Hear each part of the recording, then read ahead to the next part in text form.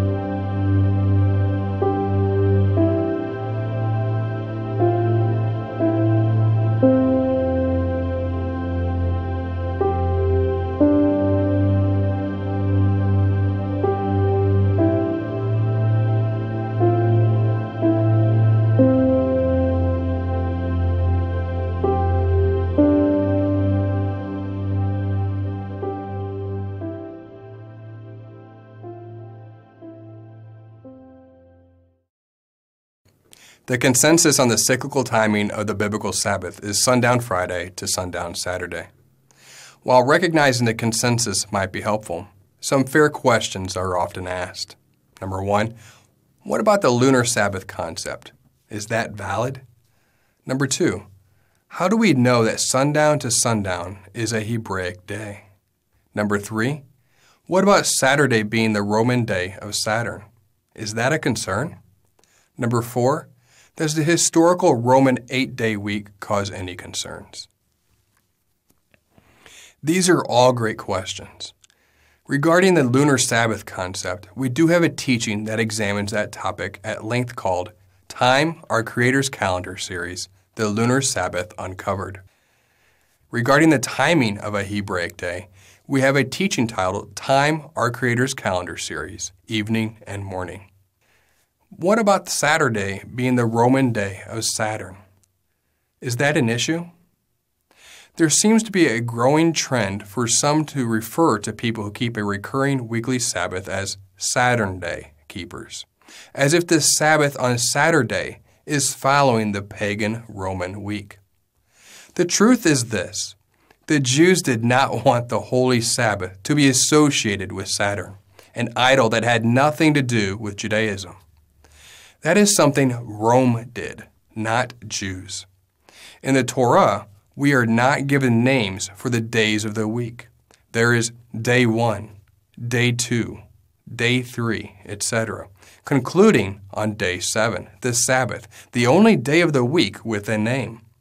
Simply because a dominant non-biblical modern calendar used today gives names to the day of the week does not affect the biblical calendar. The biblical calendar came first.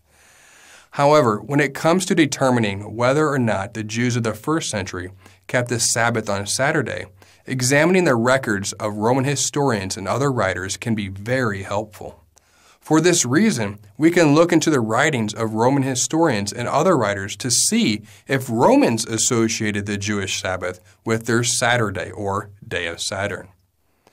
If they did associate the Sabbath with their Day of Saturn in the first century or before, this would be undeniable evidence that the Jewish week and Roman week were both keeping the same reoccurring weekly cycle.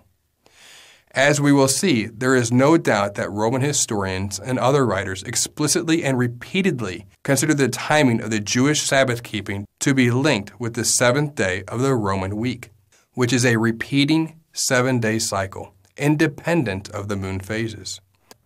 For those concerned about the historical Roman 8-day week being an issue, we will address that matter following this section. 70 to 84 CE. Frontinus, a Roman soldier who lived from 40 CE to 103 CE, wrote a book on military strategy called Stratagematicon in 84 AD. In it, he writes, The deified Augustus Vespasian attacked the Jews on the day of Saturn, a day on which it is sinful for them to do any business. The original Latin version of this book has Saturnus for Saturn, confirming that the Romans associated the biblical Sabbath day with their day of Saturn, which is on the seventh day of the week and known today as Saturday. This is where the Roman day of Saturday originated, as the day of Saturn. Since this book was written a mere 14 years after Vespasian's destruction of Jerusalem, this is obviously very strong historical evidence directly from a first-century eyewitness, tying in the Sabbath with the recurring seven-day cycle of the Romans. And the Romans have no bias, and they have no agenda. They have no skin in the game in regards to when the Sabbath is kept. 63 BCE to 229 CE. Cassius Dio, a Roman historian who lived from 155 to 229 CE, using the historical annals of the Roman Empire, wrote about 3 battles which the Roman Empire had with the Jews. The first battle was during a time when Hyrcanus II and Aristobulus II, 2 brothers who were the offspring of the Maccabees, were engaged in a dispute over who would rule. The Romans, through the actions of Pompey, came in and settled the dispute, siding with Hyrcanus. While speaking of Pompey's battle, the Sabbath is mentioned. The setting is 63 BCE. Most of the city, to be sure, he took without any trouble, as he received by the party of Hyrcanus. But the temple of itself, which the other party had occupied, he captured only with difficulty, for it was on high ground, and was fortified by a wall of its own. And if they had continued defending it on all days alike, he could not have gotten possession of it. As it was, they made an excavation of what are called the days of Saturn, and by doing no work at all on those days afforded the Romans an opportunity in this interval to batter down the wall. The latter, on learning of this superstitious awe of theirs, made no serious attempts on the rest of the time, but on those days when they came round in succession, assaulted most vigorously. Thus the defenders were captured on the day of Saturn, without making any defense, and all the wealth was plundered. The kingdom was given to Hyrcanus, and Aristobulus was carried away. So the Romans took advantage of the fact that the Jews would not work on the Sabbath. When was the Sabbath? Again, the weekly Sabbath coincides with the Roman days of Saturn. The second battle listed by Cassius Dio occurred in 36 BCE. This is the one that resulted in the very first King Herod coming to power. The Jews indeed had done much injury to the Romans, but they suffered far more themselves.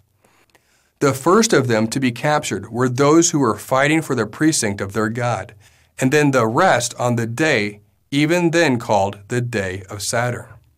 And so excessive were they in their devotion to religion that the first set of prisoners, those who had been captured along with the temple, obtained leave from Sosius when the day of Saturn came around again, and went up into the temple, and there performed all customary rites together with the rest of the people.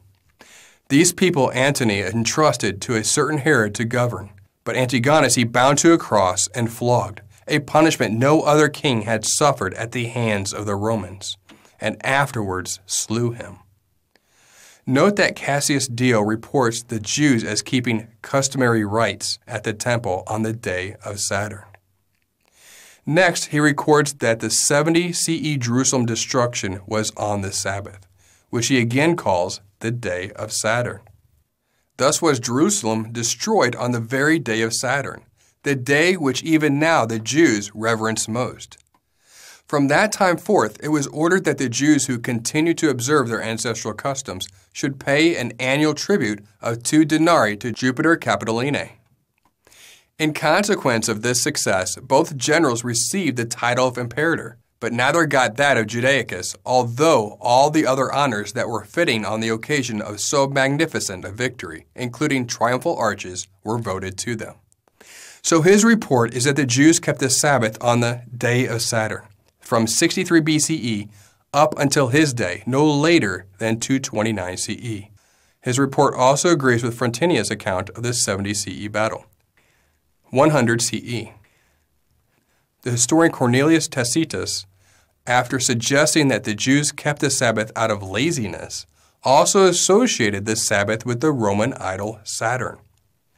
They are said to have devoted the seventh day to rest, because that day brought an end to their troubles. Later, finding idleness alluring, they gave up the seventh year as well to sloth. Others maintain that they do this in honor of Saturn, either because their religious principles are derived from the Idae, who are supposed to have been driven out with Saturn and become the ancestors of the Jewish people, or else because of the seven constellations which govern the lives of men. The star of Saturn moves in the topmost orbit and exercises peculiar influence, and also because most of the heavenly bodies move round their courses in multiples of 7. Again, the fact that a pagan associated Sabbath keeping with Saturn demonstrates that the Roman week's day of Saturn, Saturday, was concurrent with what Yahweh calls the Sabbath day. Tacitus is an eyewitness from the 1st century who has no axe to grind in regards to when the Sabbath should be observed. He wrote this a mere 30 years after the destruction of the temple in Jerusalem. 28 BCE to 1 BCE. Tibullus, a Latin poet who lived from 54 BCE to 19 BCE, references the Sabbath in one of his elegies.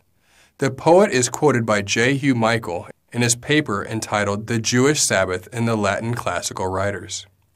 In this journal article, he says, Tibullus, again, gives us a glimpse of the influence of the Sabbath on the Romans. The poet, sick in a foreign land, complains of his loneliness. Neither mother nor sister has he there to nurse him, nor is Delia with him. She who had inquired of all the gods before permitting him to leave the city, says Tibullus. All promised a return, yet did nothing stay from her looking back in tears and terror on my journey. Yea, even I, her comforter, after I had given my parting charge, sought still in my disquiet for reasons to linger and delay. Either birds or words of evil omen were my pretexts, or there was the holy day of Saturn to detain me. The day of which the poet speaks, of course, is Saturday, or as Postgate puts it, the Jewish Sabbath, on which no work was to be undertaken. And the implication is clear that the unwillingness to set off on a journey on the Sabbath day was no unusual thing among the inhabitants of Rome, for Tibullus is enumerating the common reasons for the postponement of journeys which he was only too ready to avail himself. It is interesting that Romans would have any concern at all about traveling on the Sabbath. J. Hugh Michael references another writing by the poet Ovid, who lived from 43 BCE to 17 CE. Still more impressive is the witness of Ovid. In the Ars Amatoria, he instructs the young Roman who is desirous of finding an object for his affections how he should set about his search. The quest need not take him far afield. There is no lack of suitable damsels in Rome. The poet even specifies the parts of Rome where the quest of the amorous youth is most likely to be crowned with success. He should not neglect Adonis lamented of Venus, or the seventh day observed as holy by the Syrian Jew. The first part of this direction can only mean that the youth should visit the temple of Venus, when her grief for Adonis was commemorated on the anniversary of his death. Similarly, the second part must mean that he should attend the Sabbath services held in the Jewish synagogues. Is it possible to attach any other meaning to the advice that the youth should not avoid the seventh day observed by the Syrian Jew? And what meaning is there in the council unless Roman maidens were wont to attend those services? It is not easy to think that it was the poet's intention that the young Roman should become enamored of a Jewess. The work that J. Hugh Michael references, Ars Amatoria, was written approximately 1 BCE. Thus, it is evident that even the Romans were associated the seventh day of their Roman week with the Sabbath. But was the Sabbath keeping really this tied to their culture? 119 CE. The Sabbath does appear to be closely entwined in the weekly cycle of the 1st century Romans. This is evidenced by the writings of Suetonius. Suetonius was a Roman historian who wrote Lives of 12 Caesars in 119 CE, while describing the life of Tiberius Caesar. He wrote, "The grammarian Diogenes, who used to lecture every Sabbath at Rhodes, would not admit Tiberius when he came to hear him on a different day, but sent a message by a common slave of his, putting him off to the seventh day. When this man waited before the emperor's door at Rome to pay his respects, Tiberius took no further revenge than to bid him return 7 years later. Rhodes was a major schooling center for Roman families. It's interesting that the seventh day is referred to as the Sabbath in Roman literature, especially when it is written by a pagan historian who was even the Roman emperor's secretary for a time. It appears that Jehu Michael's reference to the Roman poets, as well as this reference from Suetonius, is a strong indication that the seventh-day Sabbath had become more tied into Roman society than most people realize, than even what most scholars realize. Possibly this is one of the reasons Josephus said, "The masses have long since shown a keen desire to adopt our religious observances, and there is not one city, Greek or barbarian, nor a single nation to which our custom of abstaining from work on the seventh day has not spread, and where our fast and the lighting of lamps and many of our prohibitions in the matter of food are not observed." In consideration of these things, it appears that the Romans picked up the reoccurring 7-day week from the Jews, not the other way around. The fact that they named the days of the week after various planetary idols doesn't prove that they originated from the reoccurring 7-day week. The naming of the days after the planetary idols appears to have originated from either the Babylonians or the Hindu civilizations, not the Romans. The question is this: if the Sabbath is not on Saturday, then why do first-century Romans keep saying the Jewish Sabbath is on their day of Saturn, Saturday? The obvious answer to the obvious question is that the first-century Jews, including Yeshua the Messiah and his disciples, kept the same reoccurring 7-day week as the Romans. It is historical fact that the same week and day sequence exists to this day and has not changed. Just because some nation decides to name a particular day after the god of Saturn and it happens to line up with the timing of the Sabbath day does not nullify the timing of the Sabbath day. If Islam suddenly decided that Passover was now called the Day of Allah, would we change the date of Passover simply because Islam's naming convention for that day? Of course not. Then why would it matter for the Sabbath? The Sabbath came first, not the day of Saturn. Who cares what the Romans did? We are not Romans. We are Hebrews. The Sabbath is our day. It has nothing to do with Saturn just because the Romans believed it did. The Julian calendar and Gregorian calendar came thousands of years after the Sabbath and has nothing to do with the Sabbath. Number 4, should the historical Roman 8-day week cause any concerns? For 5 centuries or longer, the Romans had kept an 8-day week, with the days being named by the letters of the alphabet, A through H. They did not keep a 7-day week until they came into more contact with the Sabbath-keeping Jews in early centuries BCE. The Julian calendar was introduced in 46 BC by Julius Caesar and took force in 45 BCE. Following that, for some time, the Romans used concurrent 7-day and 8-day weekly systems. The 7-day week system became more and more popular until the 8-day week was eventually made illegal. Roman historians and government we cited would have been the first Romans adopting the 7-day weekly cycle. Thus, this is what is important to understand and take away.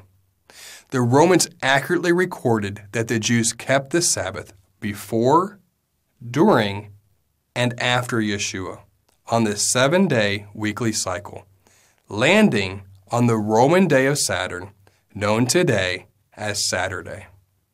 Yeshua and every author of the New Testament kept the Sabbath on the same day, and it follows that we should keep the same day that they did. While calendar changes continued to occur following the Julian calendar, namely the Gregorian calendar, no calendar expert disputes that the days of the week remained the same. The Roman day of Saturn, Saturday, and the Sabbath are still on the same day, just as they were in the time of Messiah Yeshua. We hope that you have enjoyed this teaching, and remember, continue to test everything. Shalom.